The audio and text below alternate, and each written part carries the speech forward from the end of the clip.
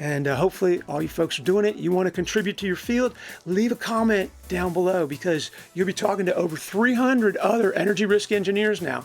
And we're going to keep building it, and you're going to be talking to more and more. So take the opportunity, contribute, and show the rest of this audience that you guys want to be SMEs. Thank you. Thanks for coming back. We're here to talk about subject matter experts. Maybe one of y'all wants to be a subject matter expert one day. We're going to find out what it takes to be a subject matter expert, how to interview subject matter experts, and finally, how to know if they're really an expert or not. So with that, let's get into it. And we're here to talk about working with subject matter experts and how to know if they're really an expert. Right, so let's get prepared. We have to get ready for this encounter because we're possibly not an expert in the field that we're about to interview this subject matter expert in. So review the documentation. If there's previous risk assessments to look at, that helps a lot. So we get familiar with the facility that we're going to review with the SME. All right. Then we want to have clear objectives so that we don't waste the SME's time. We can maybe provide them beforehand so that they're prepared and that they're ready to discuss what we need to discuss. So what would those objectives look like? Here's some examples. Again, this just really depends on the type of interview you're doing, whether you're looking for fire protection information, boiler machinery information, or natural catastrophe. But it just depends on what the scope of your inspection is going to be. Now, we also want to prepare open-ended questions. We want the SME to feel like they have the opportunity to give us information rather than just check boxes and specifically answer yes/no questions. So what would open-ended questions look like? There we go. All right, and here's some more open-ended questions. You guys can pause, rewind, do all that. And we will get back into it. And next, after we've prepared for the interview, we're going to conduct it. So how do we actually conduct interviews with subject matter experts? We need to establish rapport. We need to have a comfortable environment, somewhere where we can communicate. Hopefully it's a quiet office or a quiet conference room.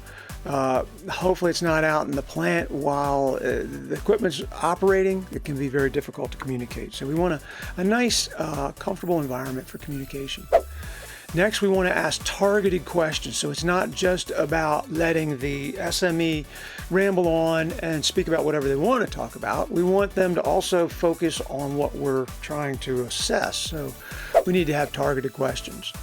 What else? We need to listen. So once we've given the SME opportunity to speak, we need to sit back and listen. Let them speak. We've given them the open-ended questions. We've given them the targeted questions, and now it's time to listen. All right. Next, after we've prepared and we've conducted the interview, we want to look at what we're focusing on and how we're going to conduct this interview. So operational hazards are important. We're going to look at maintenance practices. We're going to talk to the expert about how the maintenance is done in the facility, about incident history. Someone who's actually lived through incidents are going to be way better to talk to than reading a report. You might get a little bit more information than you would see in the report. And then emergency procedures. How did the emergencies turn out? So, we're all here about, reducing the effects or the consequences of these emergencies. Talk to the SMEs to find out what went right and what went wrong. All right. Once you've got the information, you've interviewed the SME, now it's time to analyze it and integrate it. That is to look for patterns, to look for inconsistencies, to make sure that what they told you was a fact and not just their opinion. We're going to then, when I say integrate the findings, it's more than just reading a report and interviewing a SME. It's now putting all the information together so that the story that comes out is even better. So it's more than you could get from reading the report, and it's more than you could get from asking the questions of the SME. We need to integrate this information into our report. Okay, we need to follow up and verify that the SME gave us correct information. And I have to tell you that many times the SMEs feel like they're under pressure to give you an answer. And this is where you'll start to find out if they're really an expert or not. If they tell you that they can't give you the answer, that's probably a good sign. If they give you an answer to every single question you ask, you need to start verifying the information. And if necessary, you need to conduct additional interviews at that point. Once you've done an interview, found written documentation that kind of conflicts with that interview, you need to do some more interviews, either with the same SME or others. All right.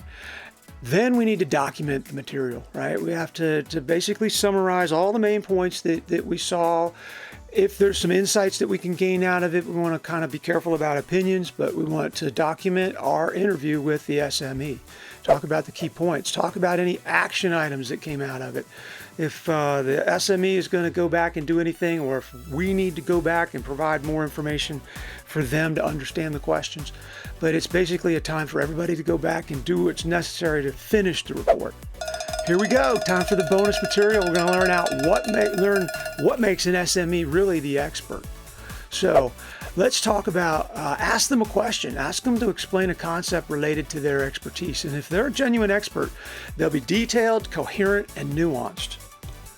Next, pay attention to whether they can break the complex subjects down into smaller, simpler terms without oversimplifying it. Application and problem solving. We want to make sure that they can solve real world problems, and that how they do it on the fly. We want to ask them how they would evaluate and apply their theoretical knowledge to practical situations. And then when they're doing that, look for the creativity in their problem solving skills.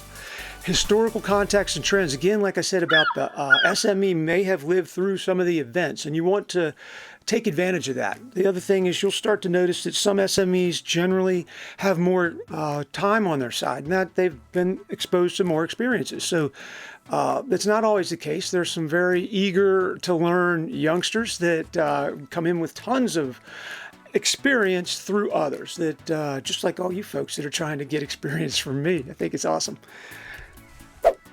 Assess their awareness of recent advancements in emerging technologies. This is something that even I'm trying to keep up with. All renewables and everything that's replacing the fossil world, we have to keep up with that. We also have to keep up with keeping the fossil world running as long as we have to. It's out there, it's supplying demand, and we can't live without it right now, so we need to understand all of that. Critical thinking and analysis. We want to make sure that the SME sees all parts of the picture, that they can express the pros, the cons, and the trade-offs. If someone is just a salesman and all they do is push one side of an argument, then you're really not getting the full picture. But if you watch someone present both sides or all sides of an argument and the trade-offs when that happens, you're talking to an SME. True expert is going to consider those multiple angles, and even may change their opinion, right? When they see the other perspective, that might change what they think. So watch for that too. Subject matter experts not above changing their mind. And they're aware of the limitations. A subject matter expert knows their field. They talk about what they talk about. I'm an engineer. I'm a fire protection engineer. I'm not an aerospace engineer. I would not venture to go out and speak about aerospace engineering. But I'll talk about energy engineering. I'll talk about energy risk engineering because I've lived it. Be careful of the ones that are overconfident. A genuine SME acknowledges where their limitations are and that their knowledge is incomplete.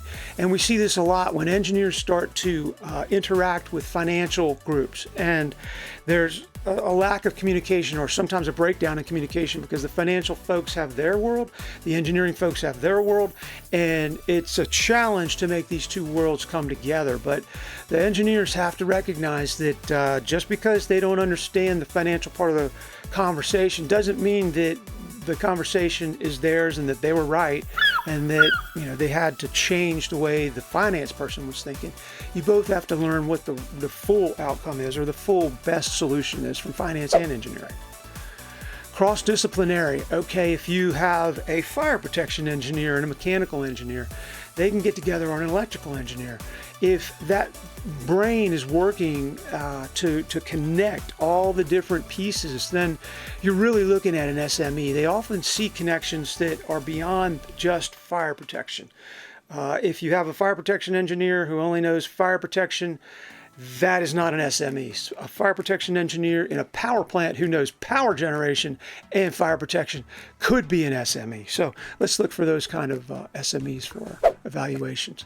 And then discuss their interdisciplinary collaborations. Ask the fire protection engineer what they've done with the underwriter. Ask the mechanical engineer if they've ever watched a fire pump test. So get into some of the discussion that brings them out of their comfort zone and find out what they know interdisciplinary wise.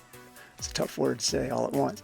Technical details and jargon. Jargon goes a long way. You have to be careful with it because it has to be accurate. You can't just throw it around. I see a lot of salesmen listen to a few engineers and then they come out and it's the jargon of the week. It's just fun to watch them try and use it and work it into a sentence. But when that happens, just ask some specifics about the tools, algorithms, and protocols they use.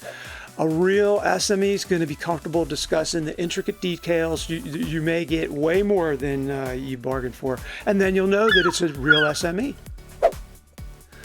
Then find out what they've published, how they've contributed to the rest of the world with what they know.